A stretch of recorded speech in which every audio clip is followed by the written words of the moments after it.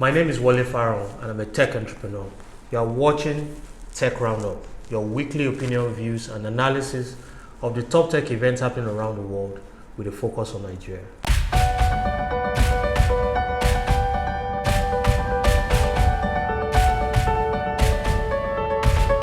On Tech Roundup today, we'll be speaking with a CEO whose company is taking an innovative approach to e-commerce in Nigeria and evaluating the viability of the strategy for the Nigerian market.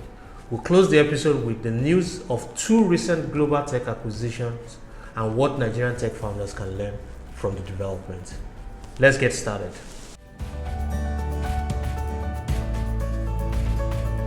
I had the privilege of speaking with EC Abebe last year, where he described a new TV marketing business that they've recently launched in Nigeria.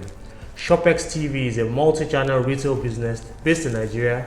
They source and sell innovative products via TV shopping channels, call centers, online, and via retail partners. The company uses television to sell innovative products for everyday life, and they are the exclusive distributors in Africa for some of the world's most successful as seen on TV products, and their core categories are lifestyle, fitness, and kitchen.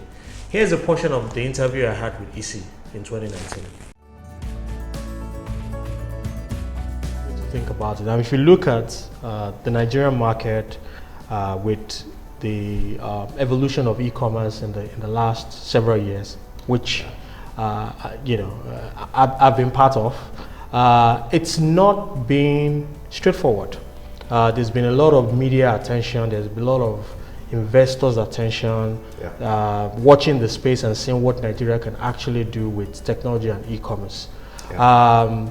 Needless to say that we're still trying to figure it out. There's so many issues around, consumer trust, adoption, and things of those nature. But your approach is quite different. Could you tell us a little bit about how you're situating that in the Nigerian market? Because this is different from going online and buying this product. This is a different way of doing e-commerce. Could you provide more insight on how you guys are doing it?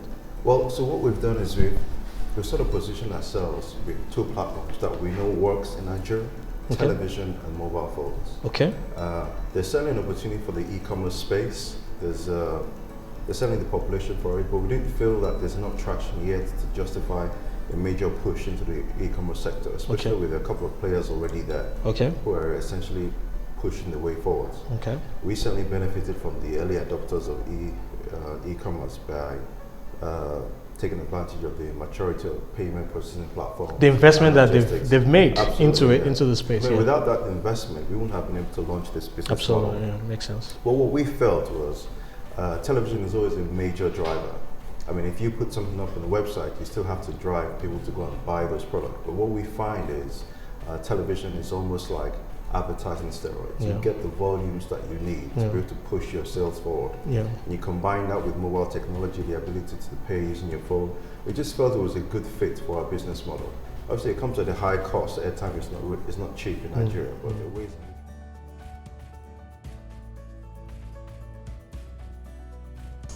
On Tech Roundup, we have reviewed the e-commerce business segment in Nigeria several times, but this offers yet another window into that conversation.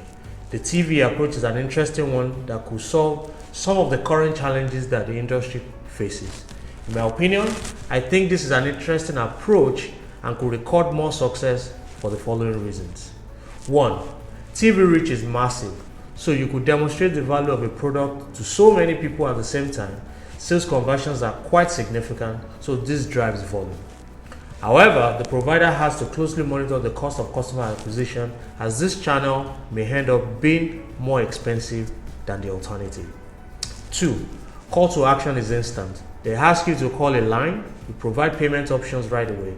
The contact with the salesperson on the other line most likely seals the deal.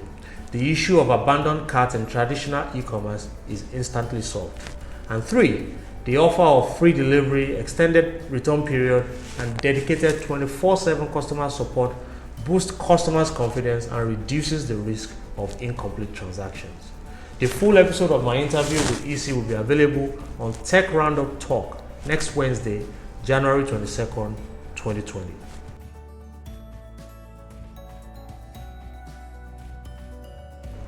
We close this episode with two very exciting tech acquisition stories from the US. This week, Visa says it's buying Plate in a deal worth $5.3 billion, roughly double the startup's last private valuation. Plate's API software lets startups connect to users' bank accounts. Visa and rival MasterCard were early investors in the startup, along with venture arms of Goldman Sachs, Citi, and American Express. On a related note, Google is acquiring Pointy, a startup out of Dublin, which has built hardware and software technology to help physical retailers, specifically those that might not already have an extensive online storefront, get their product discoverable online without any extra effort. Here are a few common strategies that I believe are at play here and that tech founders should focus on as they think of exits. 1. In these two acquisitions, the startups had formed alliances with the eventual acquirer. Both Visa and MasterCard had participated in an earlier funding round for the company and as such must be familiar with the company's strategy and execution path. 2. Both startups with their unique offering has a sizable installed customer base. Plate says 25% of people in the United States with bank accounts have connected to the fintech company through an app, while Ponti had also managed to pick up quite a lot of traction as a small startup, working with around 10% of physical retailers in the US in certain categories including pets and toys. 3. Both have solutions that extend the capabilities of the acquiring companies in a unique way and one that the acquiring company wants to keep up competition for obvious reasons. We'd like to hear your comments and feedback, so please connect with me on LinkedIn at Wale Farron or subscribe to the Tech Roundup YouTube channel. If you're a founder, please take advantage of the new startup profile on our Tech Roundup TV website and send us your video for a chance to be featured in upcoming episodes. Please also look at the bottom of your screen for all our social media handles. Please follow, like, share, and join the conversation. Please also remember to listen to Tech Roundup on Techie Talk every Wednesday from 1:30 p.m. on Nigeria Info 99.3 if you are in Lagos. Have a great weekend, guys, and see you all again next week. Cordy. All right, episode 2 done.